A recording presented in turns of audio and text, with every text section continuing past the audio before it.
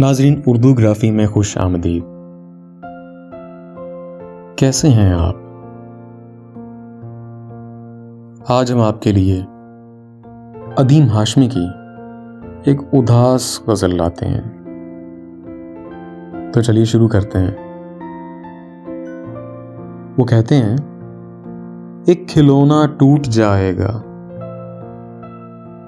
एक खिलौना टूट जाएगा, नया मिल जाएगा। मैं नहीं तो कोई तुझको दूसरा मिल जाएगा।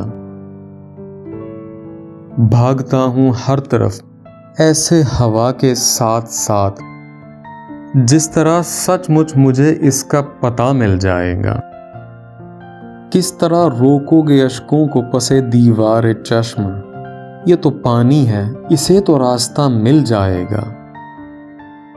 एक दिन तो खत्म होगी लफ्ज़ो मानी की तलाश, एक दिन तो मुझको मेरा मुद्दा मिल जाएगा।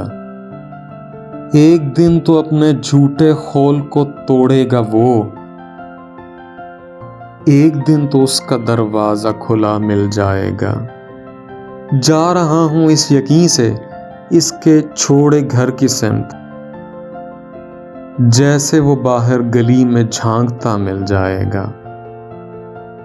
छोड़ खाली घर को आप बाहर चलें घर से अदीम, कुछ नहीं तो कोई चेहरा चांद सा मिल जाएगा। तेज होती जा रही है धड़कने ऐसे अदीम, जैसे अगले मोड़ पर वो बेवफा मिल जाएगा।